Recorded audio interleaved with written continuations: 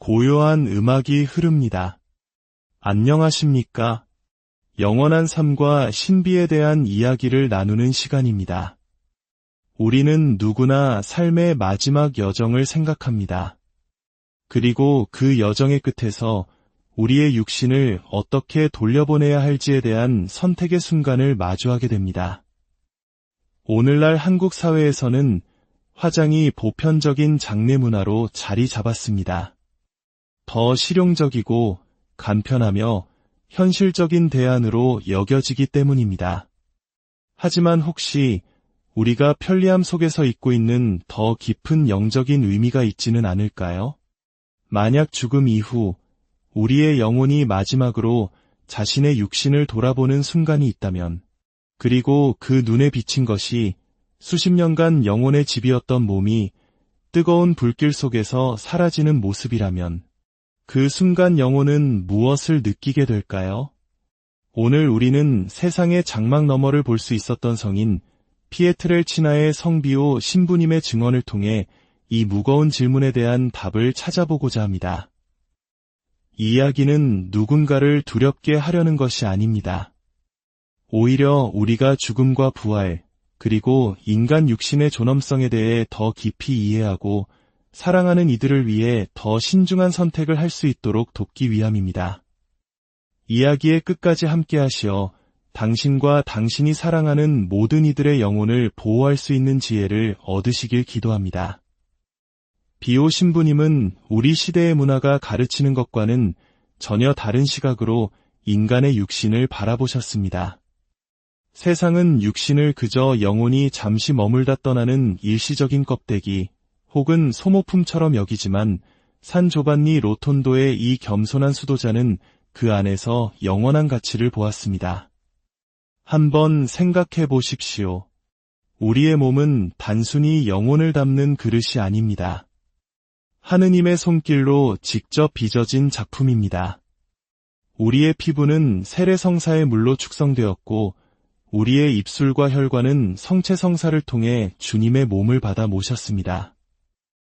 우리의 이마에는 거룩한 기름이 십자가의 형태로 발라졌습니다. 우리가 받아온 모든 성사는 단순히 영혼에만 닿은 것이 아닙니다. 우리의 살과 뼈, 우리 몸의 모든 세포 하나하나가 이 세상 너머의 신비에 참여하도록 만들었습니다. 육신은 바로 성령의 성전인 것입니다. 비오 신부님은 50년 동안 자신의 몸에 그리스도의 거룩한 상처, 오상을 지니고 사셨기에 이 진리를 누구보다 깊이 이해하셨습니다. 매일 피를 흘리셨고 위약으로는 설명할 수 없는 고통을 느끼셨습니다. 그분은 육신이 하느님께 얼마나 중요한지를 온몸으로 증명하셨습니다. 그리고 하느님께 소중한 것은 우리에게도 마땅히 소중해야 합니다. 증언에 따르면 누군가 비오 신부님 앞에서 화장에 대해 언급하면 그분의 눈에는 눈물이 가득 고였다고 합니다. 그 눈물은 연극이 아니었습니다. 신자들에게 보여주기 위한 행동도 아니었습니다. 비오 신부님은 우리가 보지 못하는 것을 보셨기 때문에 우셨습니다. 그분은 물리적인 행위 뒤에 숨겨진 영적인 실체를 꿰뚫어 보셨던 것입니다. 그분은 영적 자녀들에게 이렇게 가르치셨습니다. 죽음의 순간 영혼이 육신과 분리될 때 그 과정은 우리가 생각하는 것처럼 외투를 벗어던지듯 간단하지 않다고 말입니다. 거기에는 보이지 않는 신비로운 끈, 유대가 계속해서 둘을 연결하고 있습니다. 영혼은 지상의 한계에서 해방된 후에도 기쁨과 고통, 죄와 은총, 삶의 모든 순간을 함께했던 육신에 대한 깊은 애착을 느낍니다. 어머니가 갓 태어난 아기를 품에 안았던 기억을 떠올려 보십시오. 그 아이가 자라서 먼 타국으로 떠나 자신만의 삶을 꾸리더라도 어머니와 자식 간의 유대는 결코 사라지지 않습니다. 이제 그 유대가 피보다 깊고 기억보다 강하게 존재의 근간에 얽혀 있다고 상상해 보십시오. 그것이 바로 영혼과 육신을 잇는 끈입니다. 비오 신부님에 따르면 이 끈은 심장이 멎는 순간 바로 끊어지지 않습니다. 이것이 바로 사후에 육신을 어떻게 다루는지가 우리가 상상하는 것 이상의 영적인 무게를 갖는 이유입니다. 영혼은 여전히 어떤 방식으로든 그곳에 머물며 인식하고 연결되어 있으며 슬픔이나 갈망, 심지어 영적인 고뇌와 같은 감정을 경험할 수 있습니다. 비오 신부님은 육신이 상징적인 부활이 아닌 실제적이고 물리적인 부활을 위해 운명 지어졌다고 강조하셨습니다. 사도 바오로께서도 이 진리에 대해 기록하셨고 예수님께서는 직접 무덤에서 걸어 나오시어 만질 수 있고 음식을 드시며 못 자국이 선명한 몸으로 부활하심으로써 이를 증명하셨습니다. 죽었던 바로 그 몸이 영광스럽게 변화되기는 하지만 여전히 알아볼 수 있는 바로 그 몸으로 다시 일어나는 것입니다. 그러므로 우리가 육신을 존중하며 다루고 기도와 축복 속의 땅에 묻는 것은 단순히 오래된 전통을 따르는 것이 아닙니다. 그것은 인간의 운명에 대한 심오한 진리를 인정하는 행위입니다. 우리는 소리 높여 선포하는 것입니다. 이 몸은 소중했다. 이 몸은 성전이었다. 이 몸은 다시 일어날 것이다. 하지만 우리가 흙 대신 불을 선택할 때, 안식 대신 파괴를 선택할 때 끔찍하고 파괴적인 무언가가 일어납니다. 그리고 비오 신부님은 그것이 정확히 무엇인지 똑똑히 보셨습니다. 이제부터는 듣기 힘든 이야기가 될 수 있습니다. 하지만 이 진리가 영혼을 구할 수 있기에 부디 마음을 열고 들어주시길 바랍니다. 비오 신부님은 육신이 화장터의 불길 속으로 던져질 때 영혼은 말로 표현할 수 없는 처참한 경험을 한다고 하셨습니다. 이것은 물리적인 고통이 아닙니다. 영혼은 순수한 영이기에 세상의 불이 태울 수 없습니다. 하지만 그것은 어떤 육체적 고통보다 더 깊은 상처를 남기는 영적인 고뇌입니다. 너무나 심오하고 압도적이어서 거의 견딜 수 없는 수준의 고통이라고 그분은 묘사하셨습니다. 어린 시절을 보낸 집이 불타는 것을 지켜보는 장면을 상상해 보십시오. 사랑했던 모든 것, 모든 기억, 모든 사진, 과거와의 모든 연결고리가 당신이 무력하게 서 있는 동안 불길에 휩싸이는 모습을 말입니다. 이제 그 감정을 무한대로 증폭시켜 보십시오. 우리는 지금 한평생 영혼을 싣고 다녔던 그릇에 대해 이야기하고 있기 때문입니다. 기도를 위해 모았던 손, 제대 앞에 꿇었던 무릎, 하느님과 이웃을 향한 사랑으로 뛰었던 심장. 이 모든 것이 담겨있던 그 몸 말입니다.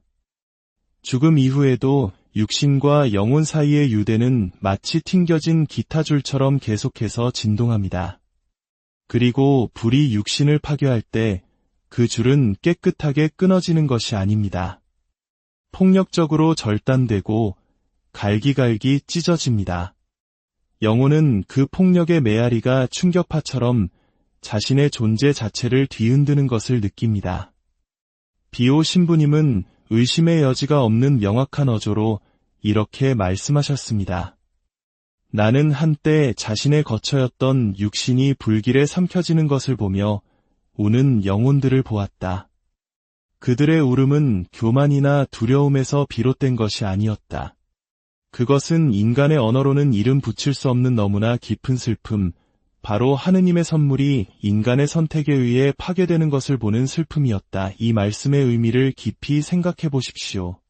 이들은 지옥에 있는 영혼들이 아닙니다. 끔찍한 죄로 벌을 받는 영혼들도 아닙니다. 우리와 같은 평범한 사람들, 할머니와 아버지, 그리고 자녀들의 영혼입니다. 그들은 자신들이 하는 행위의 영적인 무게를 이해하지 못한 채 결정을 내렸거나 그들의 가족이 그런 결정을 내렸을 뿐입니다. 비오 신부님께 전해진 한 증언은 그분을 깊이 뒤흔들었습니다.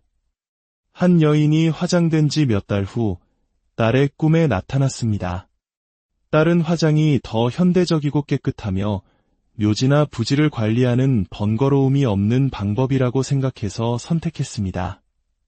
하지만 꿈속에서 어머니는 그림자에 휩싸인 채 울고 있었습니다. 그리고 절박한 목소리로 계속해서 반복했습니다. 왜 나를 땅에서 쉬게 하지 않았니? 왜 불길이었니? 고통이 멈추지 않는구나. 멈추지가 않아. 딸은 절망에 빠져 비오 신부님을 찾아왔고 눈물 때문에 거의 말을 잇지 못했습니다. 신부님은 그녀의 죽음에 대한 이해를 완전히 바꾸어 놓을 말씀을 해주셨습니다.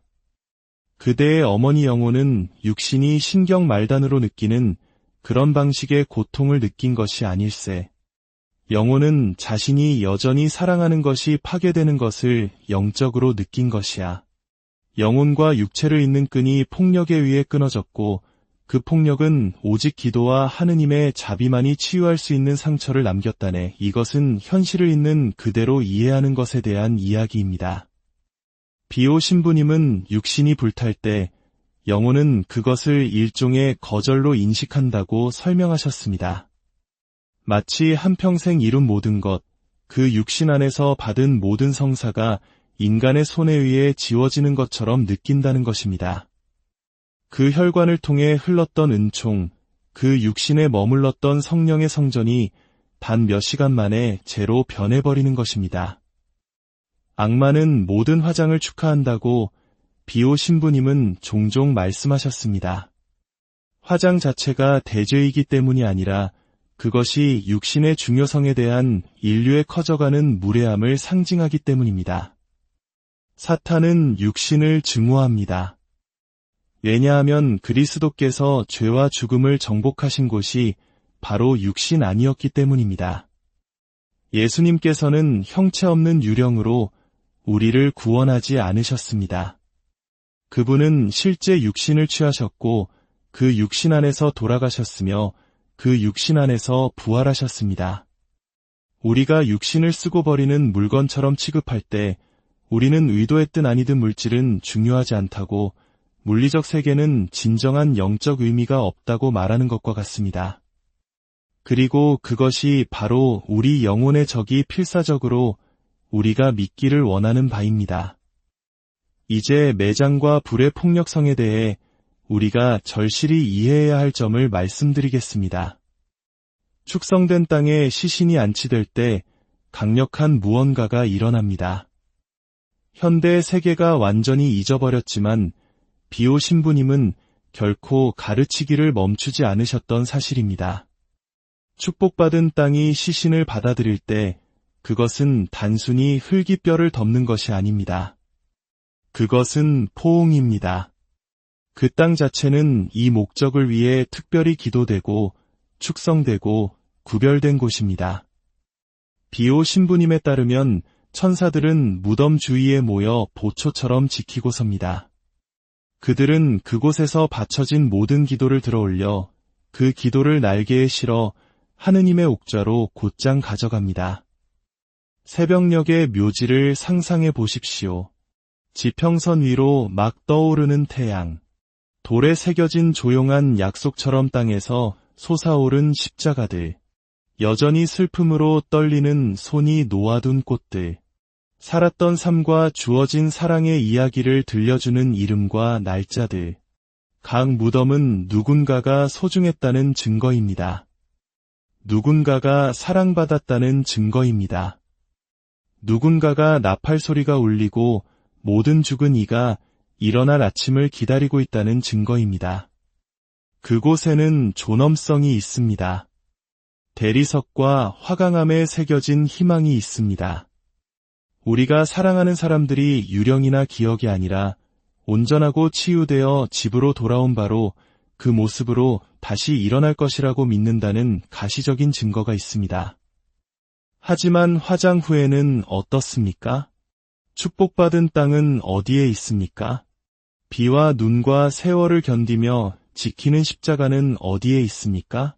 가족들이 방문하여 무릎 꿇고 기도하며 잃어버린 사람과 조금이라도 더 가까워졌다고 느낄 수 있는 장소는 어디입니까? 대부분의 경우 쟤는 바다나 산, 정원 등 무작위 장소에 흩뿌려집니다. 때로는 벽난로 위나 벽장 속에 놓여 세월이 흐르고 삶이 바빠지면서 잊혀집니다. 표시된 공간도 천사 수호자도 모은 손 사이에 놓인 묵주도 없습니다. 단지 용기 속에 가루와 남은 것을 어떻게 해야 할지 막막해하는 가족만 있을 뿐입니다. 비오 신부님은 이에 대해 명확하게 말씀하셨습니다. 죽음 자체를 두려워하지 말고 육신의 모독을 두려워하십시오. 그분은 우리가 죽은 이를 어떻게 대하는지가 우리가 삶과 영원, 그리고 매주 신앙 고백을 통해 고백하는 부활에 대해 실제로 무엇을 믿는지를 드러낸다는 것을 이해하셨습니다. 수천 년 전 그리스도께서 갈릴리의 먼지 쌓인 길을 걸으시기 전 구약시대에도 하느님의 백성은 올바른 매장의 중요성을 이해했습니다. 아브라함은 아내 사라를 위해 무덤을 샀고 그녀의 몸이 어디에 안식할지가 매우 중요했기 때문에 상당한 돈을 지불했습니다. 요셉은 이집트에서 죽을 때 자신의 뼈를 약속의 땅으로 다시 가져가 달라고 가족에게 맹세를 시켰습니다. 이들은 무의미한 의식을 따르는 미신적인 사람들이 아니었습니다. 그들은 육체, 영혼, 그리고 영원한 운명 사이의 깊은 연관성을 이해했습니다. 하지만 현대의 화장은 효율성의 이름 아래 이 모든 것을 벗겨냅니다. 죽음을 빠르고 깨끗하게 문제 해결된 것으로 만듭니다. 번거로움도 소란도 없습니다. 차가운 공기 속으로 기도가 속삭여지는 동안 눈물이 얼굴을 타고 흐르는 묘지에서의 머뭇거림도 없습니다.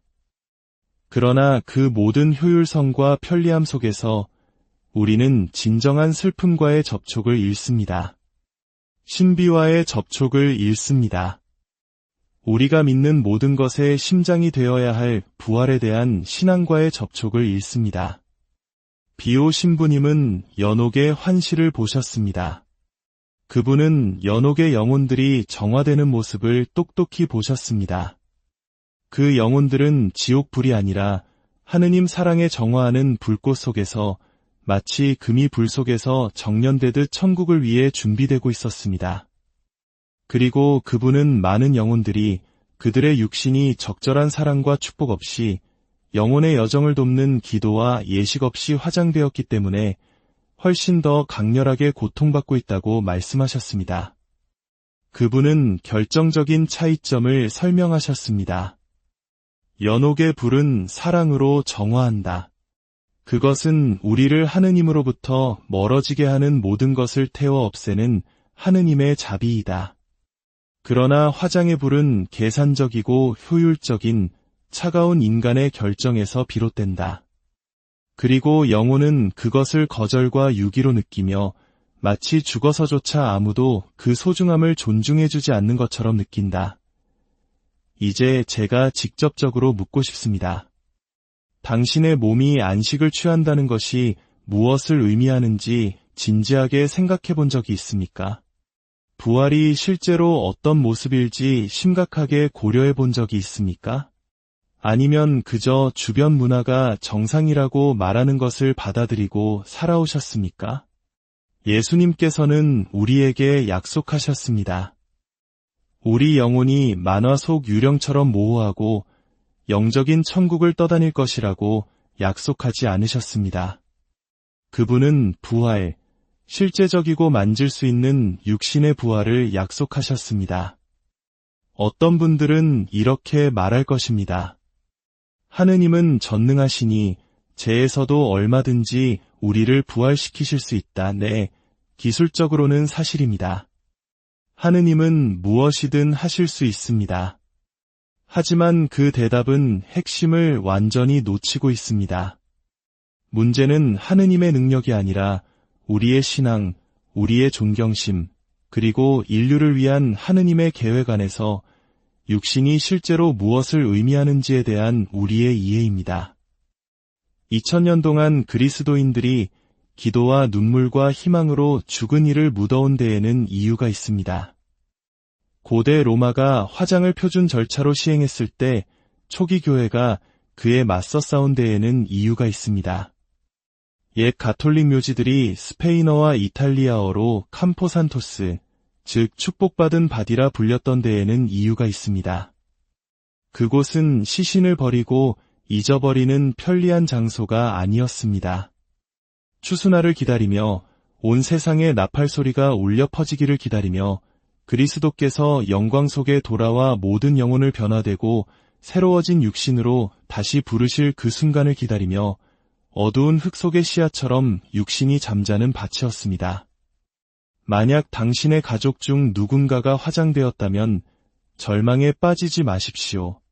하느님은 우리의 죄안된 마음이 이해할 수 있는 것 이상으로 자비로우십니다.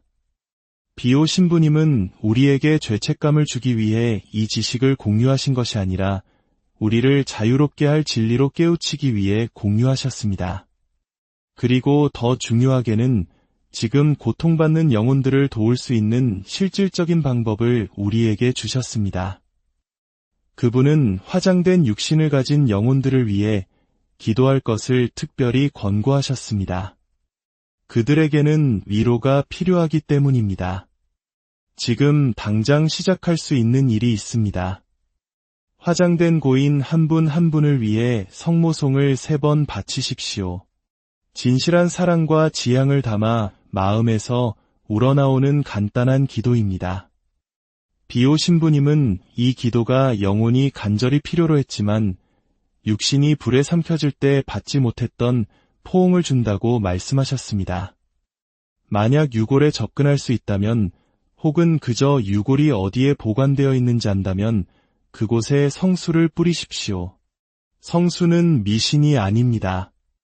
교회에 의해 축복받은 준성사이며 악마가 두려워하고 영혼이 갈망하는 실제적인 영적 힘을 지니고 있습니다. 성수를 뿌리며 확신을 가지고 기도하십시오. 이 축복된 물이 고통의 불을 끄고 이 영혼에게 낙원의 문을 열어주소서. 그들의 안식을 위해 미사를 봉헌하십시오. 하늘과 땅에서 미사의 거룩한 희생보다 더 강력한 것은 없습니다. 이번 주에 본당에 가서 미사 예물을 봉헌하십시오. 그것은 우리가 죽은 이를 위해 할 수 있는 가장 위대한 사랑의 행위 중 하나입니다. 가장 중요한 것은 자비의 어머니이신 성모님께 도움을 청하는 것입니다. 그분께 기도하며 말씀드리십시오. 성모님, 제가 사랑하는 이 영혼을 당신의 보호망토로 감싸주소서. 그들을 그리스도의 안식으로 부드럽게 이끌어주소서. 진심 어린 기도를 성모님께서는 결코 외면하지 않으실 것입니다. 지금 이 순간 어디에 계시든 저와 함께 기도해 주십시오. 주 예수님, 당신께서는 저희의 구원을 위해 당신의 육신 안에서 고통을 받으셨나이다. 당신께서는 육신을 가지고 고통을 느끼고 죽는다는 것이 무엇을 의미하는지 아시오니 파괴된 육신의 고뇌를 여전히 느끼는 영혼들을 자비로이 굽어보소서. 당신 순환의 공로와 저희를 위해 여전히 피 흘리시는 당신 상처의 힘으로 그들에게 안식과 위로와 영원한 빛을 주소서. 그들이 당신의 현존 안에서 평화를 찾고 당신의 나라에서 영원한 기쁨을 누리게 하소서. 아멘. 이 메시지가 여러분의 마음에 울림을 주었다면 하느님의 은총이 더 많은 이들에게 닿을 수 있도록 좋아요를 눌러주십시오. 여러분의 작은 클릭 하나가 이 진리를 애타게 찾고 있는 또 다른 영혼에게 빛을 전하는 도구가 될 수 있습니다. 이 영상을 공유하는 것은 단순한 나눔을 넘어 영혼을 위한 자비의 행위가 될 수 있습니다. 구독을 통해 이 거룩한 여정에 동참해 주시길 청합니다. 여러분의 참여는 이 채널이 계속해서 희망과 진리의 메시지를 전파하는 데 큰 힘이 됩니다. 비오 신부님은 천상에서 지금 이 순간에도 우리를 지켜보고 계십니다. 그분의 말씀은 우리에게 경고합니다. 당신의 영혼을 온 힘을 다해 지키십시오. 하지만 하느님께서 주신 당신의 육신 또한 존중하십시오. 둘 다 상상을 초월하는 영광을 위해 운명 지어졌습니다. 함께 해주셔서 감사합니다. 열린 마음으로 들어주셔서 감사합니다. 비오 신부님의 강력한 전구가 당신과 당신이 사랑하는 모든 이에게 이해를 초월하는 평화와 영적인 해악으로부터의 보호, 그리고 하느님께서 태초부터 의도하신 대로 육신과 영혼 모두를 존중할 수 있는 은총을 가져다 주시기를 빕니다. 세상이 어떤 시련을 던지더라도 굳건한 믿음의 불꽃을 계속